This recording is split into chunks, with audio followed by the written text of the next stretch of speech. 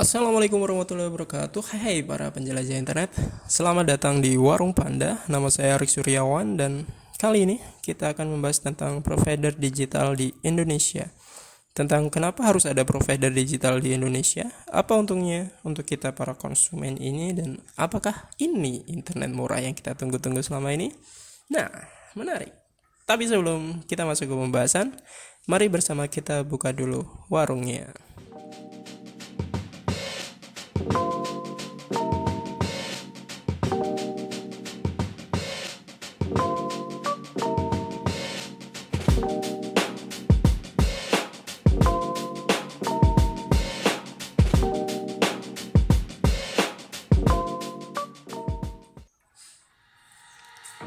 Video ini direkam pada tanggal 16 Oktober 2020 dan hari ini masih ramai orang membahas tentang Omnibus Law.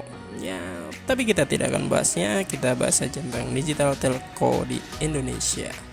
Baiklah, langsung saja kita masuk ke pembahasan kita kali ini. Di Jakarta, 10 Oktober 2019, Telkomsel resmi meluncurkan layanan yang bernama Bayu, sebuah layanan seluler prabayar digital pertama di Indonesia yang menyediakan pengalaman digital end-to-end untuk seluruh kebutuhan telekomunikasi. Layanan yang bernama Bayu ini dikembangkan khusus untuk segmen Gen Z di Indonesia yang saat ini diproyeksikan berjumlah sekitar 44 juta orang, dan generasi ini selalu melakukan semua aktivitasnya secara online. Dari itu maka muncul sebuah layanan yang namanya provider digital atau digital telco yang bisa memaksimalkan pengalaman digital untuk Gen Z ini di Indonesia. Apa itu provider digital atau biasanya disebut juga dengan digital telco?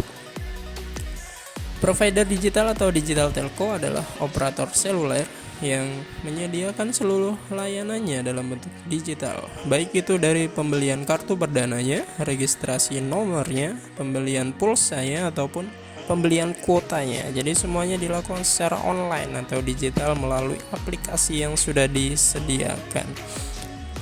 Jadi semuanya akan bisa lebih praktis dan bisa memangkas biaya operasional, biaya produksi, dan biaya distribusi, sehingga akan bisa berimbas kepada kita para konsumen, sehingga kita bisa mendapatkan layanan yang lebih murah dari yang biasanya. Jadi layanan provider digital atau biasanya disebut juga dengan digital telco ini tidak akan tersedia di counter-counter seperti biasa, di counter-counter seluler yang ada atau toko-toko offline seperti yang biasa kita temui di operator-operator seluler yang konvensional. Tapi semua layanannya langsung lewat online atau digital. Contoh saja pembelian kartu perdananya misalnya, langsung bisa lewat aplikasi yang sudah dibuat khusus untuk layanan ini, dan pembayarannya bisa memakai e-money seperti OVO, Dana, GoPay, dan lain-lain, atau bisa juga lewat gerai-gerai yang sudah ditunjuk seperti gerai-gerai yang ada di sekitar kita seperti Indomaret atau Alfamart. Kemudian kartu-kartu yang sudah kita beli ini akan dikirimkan ke gerai-gerai yang sudah dipilih. Biasanya kartu ini akan sampai sekitar 1 atau 2 hari, tergantung daerah pemesanannya dan tergantung susah atau mudahnya medan yang akan dituju. Sedang untuk pembelian kuotanya, kita bisa langsung memilihnya di aplikasi yang tersedia, dan biasanya pilihan kuotanya akan lebih banyak daripada pilihan jenis kuota pada digital pada provider konvensional yang ada. Untuk memilih masa berlakunya juga lebih bervariasi, kuota-kuota internet tambahannya atau biasanya disebut toppingnya itu juga lebih bervariasi, ada khusus untuk YouTube, khusus untuk TikTok, khusus untuk pembelajaran online dan sebagainya. Ada banyak pilihannya di sana yang berbeda dengan operator konvensional yang sudah ada. Selain kuota internet, layanan ini juga menyediakan kuota telepon seperti operator-operator konvensional yang ada, dan tarif yang diberikan cenderung lebih murah dari operator-operator seluler non-digital yang sudah ada, karena seperti yang saya sudah bilang tadi di depan, operator digital ini bisa memangkas biaya operasional, efisiensi produksi, dan biaya distribusi. Jadi wajar saja kalau layanan ini bisa memberikan harga yang lebih murah untuk layanannya. Dan sampai saat ini di Indonesia ada 4 digital provider yang sudah berjalan.